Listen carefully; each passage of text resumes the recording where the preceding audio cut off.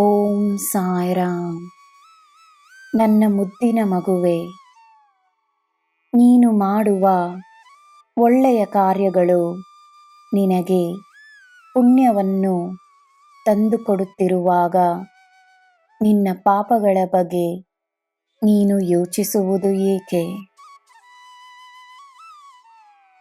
ಮನುಷ್ಯನೆಂದ ಮೇಲೆ ಪಾಪ ಪುಣ್ಯಗಳನ್ನು ಹೊತ್ತುಕೊಂಡಿರುತ್ತಾನೆ.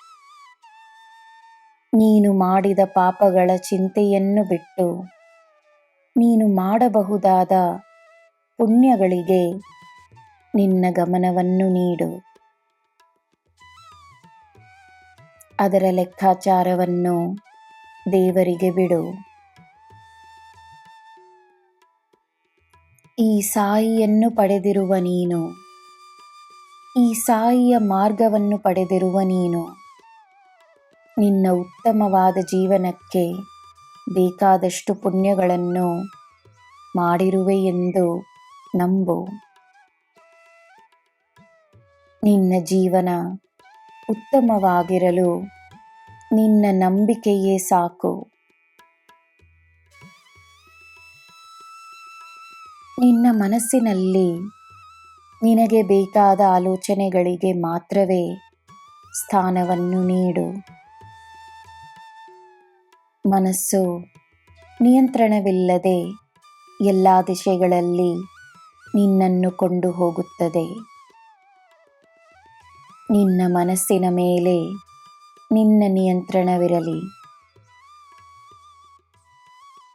ನಿನಗೆ ಉಪಯೋಗಕರವಾದ ಆಲೋಚನೆಗಳನ್ನು ಮಾತ್ರವೇ ನೀನು ಅನುಮತಿಸಿದಾಗ ಗೊಂದಲಗಳು ದೂರವಾಗಿ ಸ್ಪಷ್ಟತೆ ಇರುತ್ತದೆ. ಸ್ಪಷ್ಟತೆ ಇದ್ದಷ್ಟು ಧೈರ್ಯ, ಆತ್ಮವಿಶ್ವಾಸ, ಸಂತೋಷ, ನೆಮ್ಮದಿ ಹೆಚ್ಚಾಗುತ್ತದೆ. ನನ್ನ ಮಗುವೇ, ಬೇಡವೆಂದು ದೂರವಿಟ್ಟ ಆಲೋಚನೆಗಳನ್ನು ಮತ್ತೊಮ್ಮೆ ಅನುಮತಿಸುವ ಅಗತ್ಯವಿಲ್ಲ. ಹಿಂದಿರುಗಿ ನೋಡದೆ ಮುನ್ನಡಿ.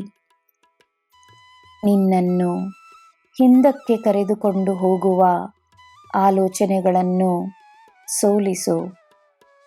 ನಿನ್ನಿಂದ ಸಾಧ್ಯವೆಂದು ನಂಬು. ಧೈರ್ಯವಾಗಿ ಮುನ್ನಡಿ. ನೀನು ನಡೆಯುತ್ತಿರುವ ಮಾರ್ಗದಲ್ಲಿ ಸಂತೋಷವೇ ಕಾದುಕೊಂಡಿದೆ.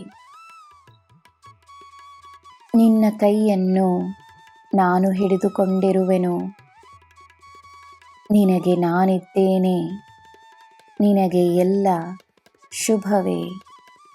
ಜೈ ಸಾಯಿರಾಮ್.